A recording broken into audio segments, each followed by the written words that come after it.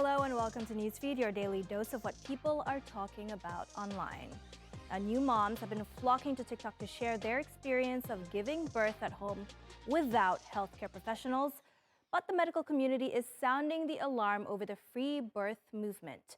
Free birthers call the decision to forego medical assistance liberating, but doctors warn that the fringe practice is extremely risky and put mom and baby in danger. But the free birth community continues to grow on TikTok. Just to be clear, out-of-hospital births can actually be very safe. Most are planned with hospital or birth center staff present, but free births are much more dangerous as there are no medical professionals present at all. Some free birthers have a partner or doula on hand, but they can only provide emotional or informational support, not medical care. Doctors say the growing subculture is extremely worrying. But despite the medical advice, the hashtag free birth on TikTok has a staggering 259 million views. Controversial posts by moms in the community often go viral and receive criticism from those outside the movement for their unsafe choice. The free birth community is dominated by a handful of creators who don't trust traditional healthcare systems and specifically want to go into labor without the involvement of medical professionals and procedures. Some expectant mothers also highlight the cheaper cost of giving birth at home. Many doctors say that yes, while the healthcare system is flawed, free birth is not the answer, especially against the backdrop of maternal death rates hitting an all-time high in the U.S. in 2021. What we're saying is that home birth or out-of-hospital birth in general with a midwife is less safe for the baby than hospital birth with a midwife or physician birth with a midwife in a hospital. So basically, the place you're delivering your baby makes a big difference in this. And we're also saying the safest place to deliver a baby with the safest birth attendant is in a hospital with a midwife.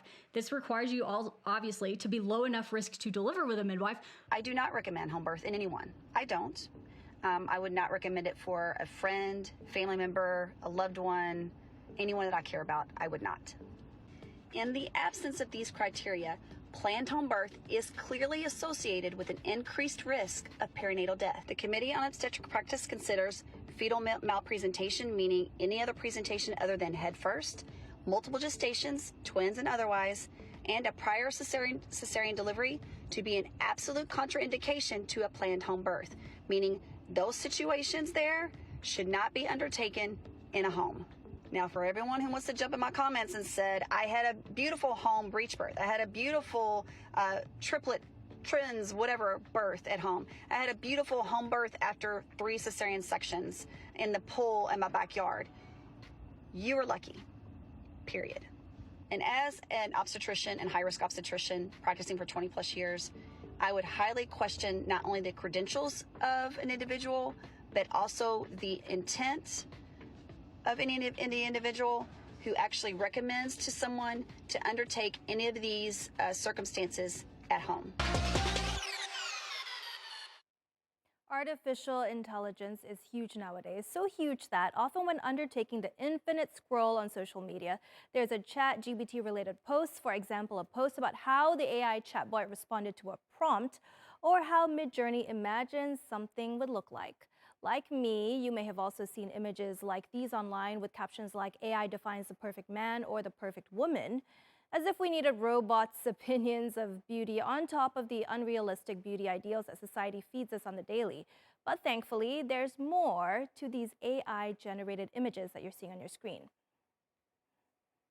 Now, those images you just saw were created by the awareness group, the Bulimia Project. As part of a groundbreaking experiment, the group fed AI image generators like Stable Diffusion and Midjourney with engagement analytics from social media and the web. Then the generators were prompted to come up with images based on that data.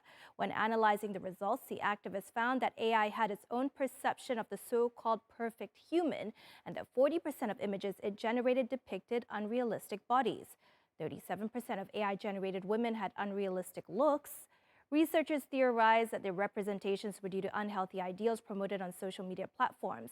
For men, the results were slightly higher than women at 43%. Think 8-packs and chiseled jaws. It's clear AI has a penchant for certain characteristics. It tends to picture women with blonde hair, brown eyes, and olive skin. And for men, it favors brown eyes and hair more often and olive skin. Now, you may argue that those results were more in line with social media's biases than AI's. But AI models are mainly trained on the internet, meaning it learns the bad alongside the good. And it doesn't always show its bias in simple image creations. AI is widely used in all sorts of fields, and its biases can lead to situations that are a lot more problematic. This is actually a pretty big problem when it comes to AI, and something we need to make sure gets talked about and fixed. A recent study at Johns Hopkins University used an undisclosed popular AI to program a robot and then asked it a number of questions. The robot preferred men over women, white people over people of color, and so on and so forth. Now, it's not because any of this is true, it's because the AI's program is pulling from biased data sets. Another example is the story of Robert McDaniel, who, despite having no record of violence, was flagged by the Chicago Police Department's predictive policing AI tool, saying he was more than 99.9% likely to be involved in a shooting than the rest of the Chicago population. Because of this, he was added to the CPD's heat list and was placed under overt surveillance. Since being added to the heat list, McDaniels has been shot twice. Another study from 2019 discovered a clinical algorithm that a lot of hospitals were using to decide which patients needed care, found black patients had to be a lot sicker than white patients to receive the same care. As AI becomes more prominent in our lives and we work towards becoming a more inclusive society, fixing this is most definitely a priority. And now onto another AI problem. As it continues to push the boundaries of human intelligence, there are fears that the technology may soon elbow many of us out of jobs. AI automation is expected to impact millions of jobs in finance and banking. But will it affect the building blocks of the sector? Simple math, basically. Does AI have the smarts to replace math teachers? Lara calculates the probability of that. In 1614, John Napier invented the logarithm. Mathematicians breathed a collective sigh of relief. Complex calculations had suddenly become a lot easier to solve. Now, AI-powered chatbots are expected to revolutionize the world of maths again. But can they? I find it both exciting and tremendously worrying at the same time. I feel like there's this big wave coming for us, and we've got no idea what's going to happen. In November, the public release of OpenAI's chatbot, ChatGPT, sent shockwaves through the academic world.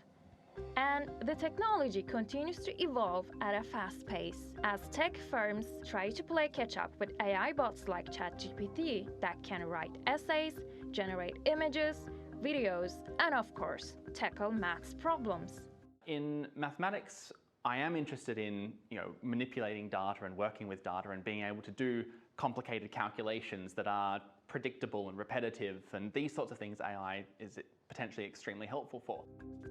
AI has made remarkable strides in many fields, but maths still poses unique challenges. Mathematics deals in the abstract.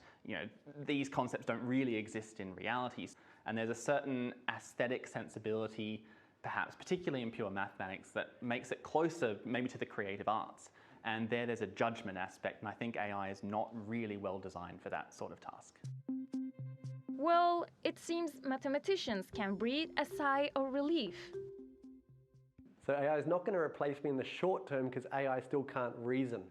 So the difficult, effortful thought that we do as mathematicians do every day, AI still cannot do very reliably. While AI may augment and assist academics in their work, the intricate dance between logic and imagination remains the realm of the brilliant human mind, at least for now. A guitar that can actually be played has sold at auction for almost $600,000. Now, if you're wondering what's so special about a broken Fender Stratocaster, well, it belonged to none other than Kurt Cobain. This piece of music history was smashed by the Nirvana frontman on stage in the early 1990s during the period that the band was working on his breakout album, Nevermind. The Fender obviously had been put back together, but it's no longer playable. It had been signed by all three band members and features affectionate inscriptions from Cobain to his friend and musical collaborator, Mark Lanegan. The lefty guitar, sold for almost 10 times its estimated selling price of $60,000, snapped up by an anonymous buyer over the weekend. Cobain, who took his own life in 1994, was known for his intense concert performances.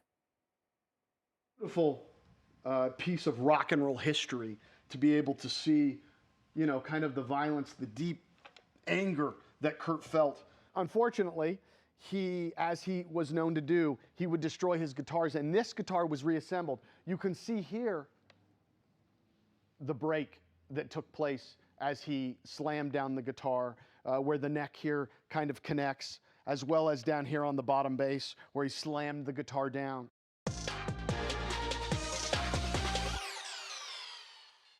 All right, on to what's trending. Well, the month of May has shone a much-needed spotlight on mental health awareness. And now Elmo from Sesame Street and his beloved gang are joining the mental health revolution to champion a more comprehensive understanding of youth mental well-being. Get ready for Elmo's Mindfulness Spectacular, where we see Elmo dealing with a range of emotions and learning different techniques to deal with his feelings.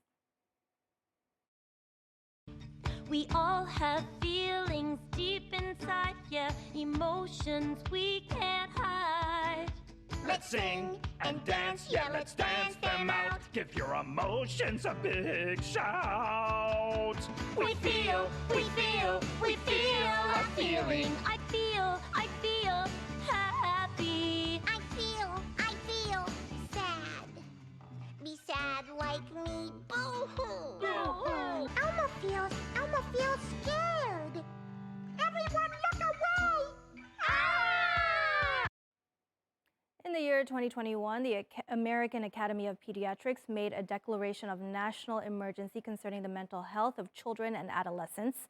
They boldly pointed out that the COVID-19 pandemic has exacerbated the situation, leaving our young ones grappling with mental health challenges.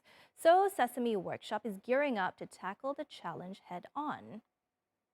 Now we have a TikTok trend that has landed several American travelers into a whole load of trouble. They've been busted in Israel for smuggling hundreds of kilograms of contraband.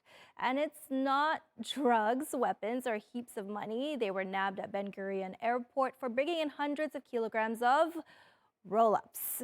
Yup, the popular American fruit leather. It's all the rage on TikTok these days, where ice cream is wrapped up with fruit leather, giving it a special crunch. And Israelis are prepared to pay a smuggler's price to take their ice creams to the next level. There have been arrests and hundreds of kilograms of the sweet treat have been confiscated. Israel has gone nuts for fruit roll-ups, and apparently they're like not that easy to get in Israel. So people have been making a killing, and the price of fruit roll-ups has been skyrocketing. So it's all because of a viral video. They actually got caught in the airport near Tel Aviv. They were there with 375 pounds of fruit roll-ups. And yeah, they had a massive suitcase filled with it. In America, fruit roll-ups cost about 50 cents at a dollar store, but they can go for up to $6 in Israel. Wow, now that's piqued my interest. The trend exploded after influencer Golna Gavami posted a vid of her encasing mango ice cream with a fruit roll-up. Her guilty pleasure froze instantly, and its crunch has captivated millions across the world. I prefer strawberry in my case, and I also got the mango light ice cream in this case because the combination of mango just does something for me, and it's wonderful. Something about the combination of the sugar snack and the softness of it, the texture of it, combined with the ice cream right away. It's not like a cracker or something or cookie.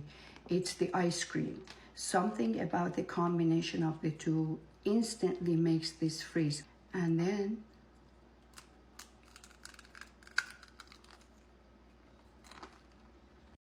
that's something I gotta try at home. And that's our show. Find us on YouTube and do subscribe to our channel. See you soon.